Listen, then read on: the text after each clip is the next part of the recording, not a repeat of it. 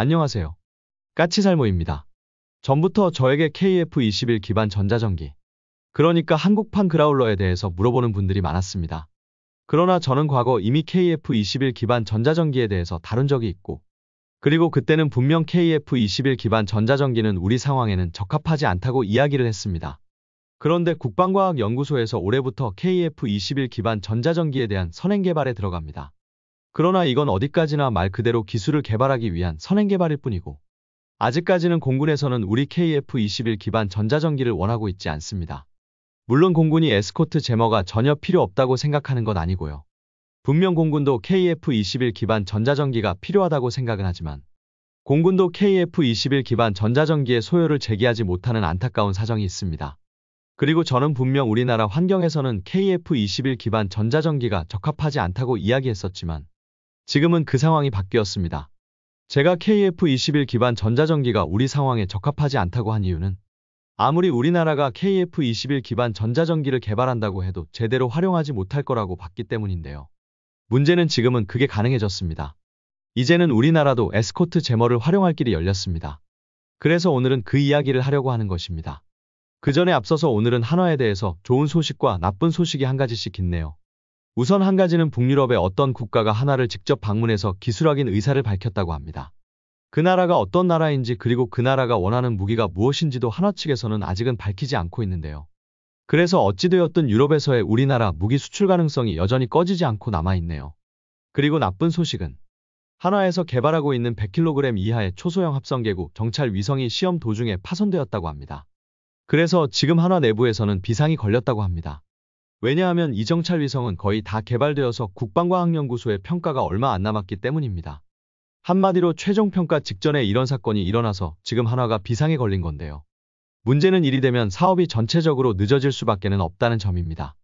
물론 개발을 하다 보면 이런 문제도 생길 수 있지만, 하필이면 거의 개발 막바지에 이런 문제가 생겨서 참 안타깝네요. 제발 사업이 늦어지는 일만은 없었으면 합니다. 그럼 다시 KF-21 기반 전자전기, 그러니까 국방과학연구소 공식 명칭으로는 KF-21EA, 그러니까 Electronic Attack에 대해서 이야기해 보도록 하겠습니다. 우선 이 이야기를 하기에 앞서서 어떤 분이 미국은 다른 나라에 전자전기를 판매하지 않는다고 했고, 다만 빌려준 거라고 했는데요. 그건 완전히 잘못 알고 있는 것이고요. 분명 미국은 호주의 그라울러 전자전기를 판매했고, 심지어는 그라울러용 신형 전자전 포드인 NGJ 포드의 개발까지 공동으로 했습니다.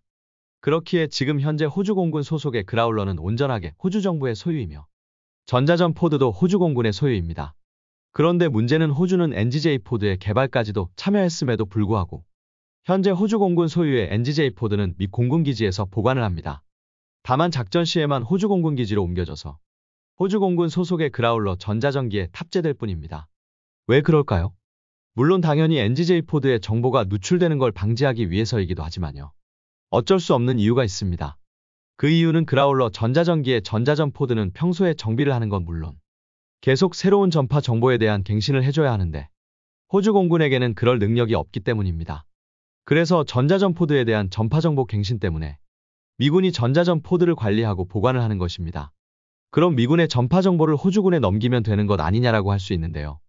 그건 불가능합니다. 당장 이 전파 정보들은 심지어는 호주에게도 알리지 않은 비밀 수단에 의해서 획득한 것도 있기 때문이고, 또 호주군에게 전파 정보를 넘긴다고 해도 그 양이 너무 방대해서 호주군이 그걸 분석하고 전자전 포드를 업데이트할 능력이 없습니다. 그래서 아무리 오커스의 일원인 호주라고 해도 NGJ 포드를 호주 단독으로 운용할 방법은 없습니다. 그럼 우리는 어떨까요? 당장 항공기에 탑재된 전자전 장비를 대략 세 가지로 분류할 수 있는데요. 하나는 전투기에 탑재되는 자위용 전자전 장비입니다. 그리고 두 번째는 우리의 원격 지원 전자전기같이 수송기나 여객기 형태의 전자전기. 그리고 마지막으로 그라울러같이 전투기형 전자전기입니다. 그럼 전투기에 탑재된 전자전 장비는 어떻게 사용하는 것일까요? 전투기는 전투기 내부에 또는 외부에 포드식의 전자전 장비를 탑재하고 있고, 이 장비를 통해서 주로 적 미사일의 레이더나 아니면 적 전투기의 레이더를 교란하는 데 사용합니다. 그러나 당연하지만 대부분의 전투기에는 조종사 한 명이 탑승하고, 조종사가 적의 전파 정보를 분석해서 그것에 대해 적절한 대응을 할 수는 없습니다. 그래서 조종사가 전투기에 탑재된 전자전 장비에 대해서 해주는 건 모드를 설정하는 것뿐입니다. 예를 들자면 공격 모드라던가 방어 모드 같은 모드만을 설정해 주게 되고, 나머지는 전자전 장비 스스로가 정해진 모드에 의해서 작동을 하게 됩니다. 한마디로 말해서 조종사가 전투기의 전자전 장비에 해주는 건 말 그대로 그냥 스위치를 켜는 것 말고는 없다고 해도 과언이 아닙니다. 그리고 이건 당연한 것입니다. 결론은 조종사가 전자전 장비를 가동할 때가 어떤 상황인지를 생각해보면 답은 나옵니다. 조종사가 전자전 장비를 가동할 때는 적의 레이더가 전투기를 비추고 있다거나 아니면 적 공대공 미사일이 전투기를 향해서 날아올 때입니다. 이때 조종사가 해주어야 하는 게 뭘까요? 급격하게 회피기동을 해야죠. 한마디로 말해서 조종사는 회피기동을 하기도 바쁜데 전자전 장비를 세밀하게 조종한다는 게 가능하겠습니까? 당연히 안 되죠. 그래서 조종사는 전자전 장비의 스위치만 켜고 나머지는 전자전 장비 스스로가 알아서 하는 것입니다. 그래서 전투기용 전자전 장비에서 많이 발전하는 게 바로 자동화입니다. 당연한 게 조종사의 세밀한 조종 없이 전자전 장비 스스로가 적의 위협을 판단하고 대응을 해야 하니까요. 그래서 당연하지만 최근에 등장하는 전투기용 전자전 장비에는 일부 AI 기술이 들어가고 있습니다. 대표적인 게 우리 F-15K의 개량 사업에 들어간다는 EPAWSS에 바로 AI 기술이 들어갑니다. 그리고 EPAWSS가 바로 이 AI 기술을 활용해서 삼각 측정법으로 RWR만으로 적의 위치를 역산할 수 있다고 하는 것입니다. 그럼 우리나라가 만드는 원격 지원 전자전기는 어떨까요? 원격 지원 전자전기는 주로 수송기나 여객기를 개조해서 만들기 때문에 내부 공간이 넓고 그래서 각종 다양한 장비를 탑재할 수 있고 전자전 전문가도 여러 명이 탑승할 수 있습니다. 그래서 적의 신호 정보를 감지하면 전자전기 내부에 탑재된 슈퍼컴퓨터급 연산 장비로 그 전파의 패턴을 분석하고 이걸 전자전기 내부에 탑승하고 있는 전자전 전문가가 적절한 전자전을 수행하게 됩니다. 특히 여기서 핵심은 바로 전자전 전문가인데요. 이 전자전 전문가는 말 그대로 전자전에 있어서 최고의 전문가로 일반 전투기 조종사보다도 몇 배는 중요한 인물입니다. 예전에 배트21이라는 영화가 있었는데요. 이 영화가 어떤 영화냐면 미국의 전자전기가 베트남 전쟁 때 베트남군의 공격에 추락합니다. 그런데 그때 그 전자전기에 탑승한 전자전 전문가가 적지 한가운데 떨어지게 되고 이 사람을 구하기 위해서 미국이 엄청나게 노력하는 영화인데요. 솔직히 전투기 조종사도 중요한 인적 자원이기 때문에 적지에 추락하면 그 사람을 구하기 위한 특수부대가 별도로 있을 정도입니다. 그런데 전자전 전문가는 전투기 조종사 수십 명의 가치를 가진다고 할 수 있습니다. 그렇기 때문에 전자전 전문가는 중요하고 이 전자전 전문가가 원격 지원 전자전기에 탑승해서 전자전을 지휘하는 것입니다. 그럼 그라울러 같은 에스코트 제머는 어떨까요? 에스코트 제머에는 당장 탈 수 있는 오퍼레이터가 한 명뿐이고요. 무엇보다도 미안하지만 이 오퍼레이터는 전자전 전문가도 아닙니다. 왜냐하면 결론은 전자전 전문가란 적군과 아군의 전파 정보에 대해서 전부 알고 있는 사람이고 그래서 너무 중요한 인물인데 적지 한가운데로 침투하는 에스코트 제머에 전자전 전문가가 탑승했다가 에스코트 제머가 추락하면 어떻게 되겠습니까? 그래서 한 명 타는 오퍼레이터는 전자전 전문가가 아닙니다. 그럼 이 오퍼레이터는 그라울러에 탑승해서 무엇을 해주는 것일까요? 결론은 이 오퍼레이터는 전자전기에 탑승해서 이미 스케줄에 나온 대로 정해진 전자전을 수행하게 됩니다. 그래서 그라울러 같은 에스코트 제머는 원격 지원 전자전기에 비해서는 돌발 상황에 대응하는 능력이 대폭 떨어집니다. 그리고 무엇보다도 정해진 시나리오대로만 작동을 하기 때문에 최대한 많은 시나리오를 가지고 있어야지만이 효과적인 제밍이 가능합니다.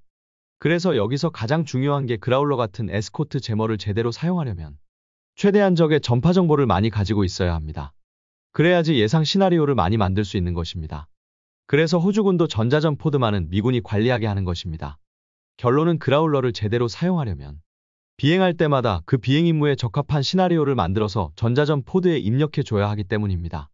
그래서 저는 KF-21 기반 에스코트 제머의 가능성이 없다고 이야기했던 것입니다. 결론은 우리나라는 전파 정보 수집 능력이 너무 떨어지고 그래서 에스코트 제머가 있다고 해도 제대로 활용할 수 없다고 봤기 때문입니다. 우리가 전파 정보를 수집하고 있는 건 북한뿐이고 중국이나 일본에 대한 전파 정보는 수집하고 있지 않습니다. 그래서 지금의 상태라면 아무리 우리가 KF-21을 기반으로 훌륭한 전자전기를 개발한다고 해도 제대로 활용할 수 없다는 것입니다. 그럼 북한을 상대로 사용하면 되는 것 아니냐라고 할 수 있는데요. 북한에는 더욱더 전투기 기반의 에스코트 제머는 필요 없습니다. 솔직히 북한을 상대로라면 지금 개발하고 있는 원격 지원 전자전기도 별로 필요 없습니다. 북한 정도는 지금의 우리 능력으로도 얼마든지 무력화시킬 수 있기 때문에 전자전기 자체가 필요 없습니다. 실제로 과거 우리 공군에서 전자전기 소요를 제기했을 때 KIDA의 소요 검증에서 탈락한 적이 있습니다. 그때 탈락했던 이유가 굳이 북한을 상대로는 전자전기가 필요 없다고 해서 탈락을 했습니다. 하물며 원격 지원 전자전기도 그러한데 KF-21 기반 에스코트 제머가 북한을 상대로 필요할 것 같습니까? 당연히 KIDA의 소요 검증에 통과할 수가 없습니다. 그때 원격 지원 전자전기 사업도 어떻게 KIDA의 타당성 검증을 통과했냐면요. 바로 북한 이동식 탄도미사일 발사대의 무선 통신을 차단할 목적으로 도입이 필요하다고 주장을 해서 타당성 검증을 통과했습니다. 물론 그러나 우리가 전자전기를 도입하는 핵심 이유는 역시 북한이 상대가 아니라 중국이나 일본을 상대로 하는 전자전을 수행하기 위해서입니다. 문제는 우리 정부나 군에서는 이걸 대놓고 말하지 못한다는 것입니다. 결론은 이런 이야기를 대놓고 이야기하게 되면 일본과 중국의 반발을 살 수 있기 때문에 이걸 대놓고 이야기하지 못합니다. 그래서 공군도 KF-21 기반의 전자전기 개발을 강력히 주장을 하지 못하는 것입니다. 결론은 우리가 KF-21 기반의 전자전기를 만든다면 그 이유는 일본과 중국을 상대하기 위해서입니다. 그러나 절대로 우리 정부에서 이걸 공식적으로 말할 방법이 없고 그렇기 때문에 절대로 KIDA의 사업 타당성 검증을 통과할 방법이 없습니다. 그러나 분명한 건 우리 공군도 일본과 중국을 상대하기 위해서는 원격 지원 전자전기만으로는 부족하고 KF-21 기반의 에스코트 제머의 필요성은 느끼고 있다는 점입니다. 무엇보다도 원격 지원 전자전기 같은 기종은 적의 장거리 공대공 미사일의 위협 등 현대전장에서 생존하기 어렵습니다. 그에 비해서 에스코트 제머는 전투기 기반이기 때문에 적의 공격에서도 생존 가능성이 원격 지원 전자전기보다는 월등하게 높습니다. 그렇기 때문에 특히 중국이나 일본을 상대로는 원격 지원 전자전기보다 KF-21 기반의 에스코트 제머가 더 필요한 건 분명한 사실입니다. 그러나 아무리 우리나라에 KF-21 기반의 전자전기가 필요하다고 해도 우리가 이 기체를 개발해도 지금까지는 정상적으로 운용할 방법이 없었습니다. 왜냐하면 우리는 중국이나 일본의 전파 정보를 수집하고 있지 않기 때문입니다. 그래서 저는 이런 이유 때문에 KF-21 기반의 전자전기의 개발에 대해서 부정적인 의견을 가지고 있었습니다. 결론은 일본이나 중국의 위협에 대비하는 기체이지만 절대로 실제 목적은 이야기하지 못하고 그럼 결코 KIDA의 사업 타당성 검증을 통과할 방법이 없다는 것과 그리고 이 기체를 제대로 운용하기 위해서는 적의 전파 정보를 대량으로 수집해야 하지만 지금 우리는 중국이나 일본의 전파 정보를 전혀 수집하고 있지 않기 때문입니다. 그래서 우리나라는 절대로 KF-21 기반의 에스코트 제머를 개발하지 못할 거라고 저는 생각을 한 것입니다. 그럼 원격 지원 전자전기는 적의 전파 정보가 없어도 재밍이 가능하냐라고 했을 때 네, 가능합니다. 결론은 원격 지원 전자전기는 기체의 크기가 크기 때문에 기체 안에 슈퍼컴퓨터급 연산 장비와 전자전 전문가가 타고 있고 그래서 바로 현장에서 수집한 적의 전파 정보를 바로 분석해서 교란하는 게 가능합니다. 그래서 우리가 전투기형 전자전기가 아닌 원격 지원 전자전기를 개발하는 것입니다. 그런데 그럼에도 불구하고 국방과학연구소는 꾸준히 KF-21 기반의 전자전기의 개발을 주장했고 그 선행 개발 사업이 올해부터 본격 시작을 합니다.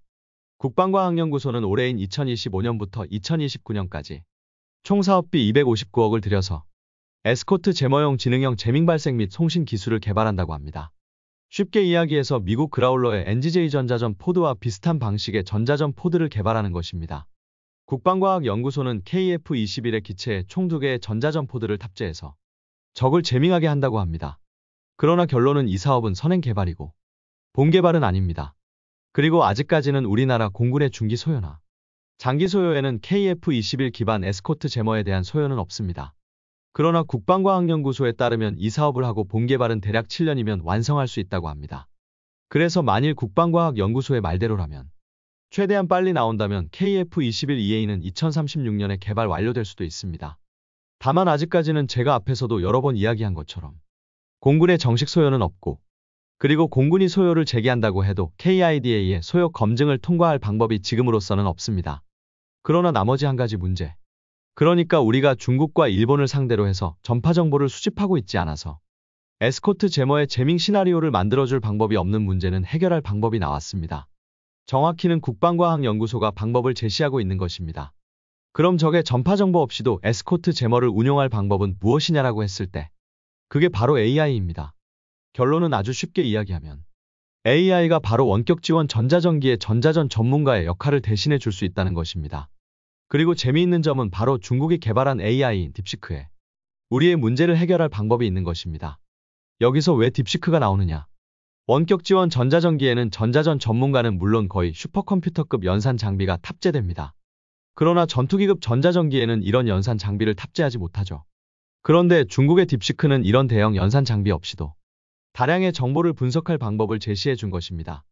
그렇기 때문에 우리의 KF-21EA에 중국의 딥시크와 비슷한 작동 원리의 AI를 탑재해주면 이 AI가 원격 지원 전자전기의 연산 장비와 전자전 전문가의 역할을 대신해 줄 수 있는 것입니다. 그래서 전투기 기반의 에스코트 제모도 정해진 시나리오대로만 전자전을 수행하는 것을 벗어나서 우리에게 전파 정보가 없는 새로운 적에 대해서도 전자전을 수행할 수 있다는 것입니다.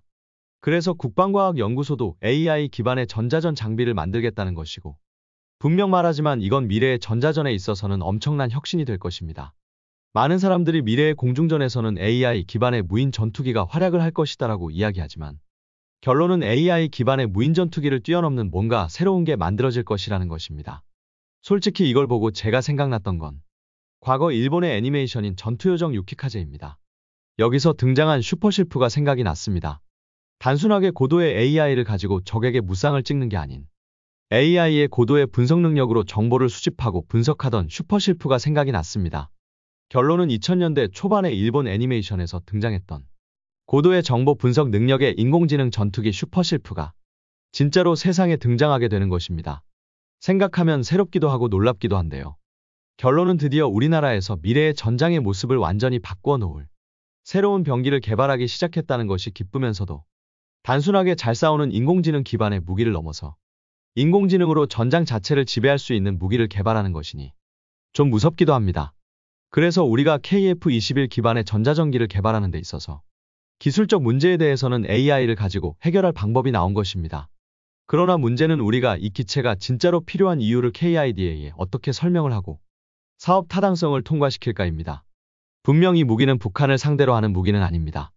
이 무기는 중국과 일본을 상대로 하는 무기입니다. 그러나 여전히 우리 정부와 우리 군대는 중국과 일본을 상대로 하는 무기의 필요성에 대해서 공개적으로 이야기하지 못하고 있다는 점입니다. 그렇기에 안타깝습니다. 언제까지 우리가 그들의 눈치를 봐야 하는 걸까요? 앞으로 가면 갈수록 중국과 일본의 위협은 커질 것이고 우리는 그들의 위협에 대비를 해야 합니다. 그리고 북한을 상대로 하는 무기뿐만 아니라 중국과 일본을 상대하는 무기의 도입도 늘려야 합니다. 그런데 그때마다 이런 식으로 그들의 눈치를 봐야 하는 건지 참 답답할 뿐이네요. 이상 영상 봐주셔서 감사합니다.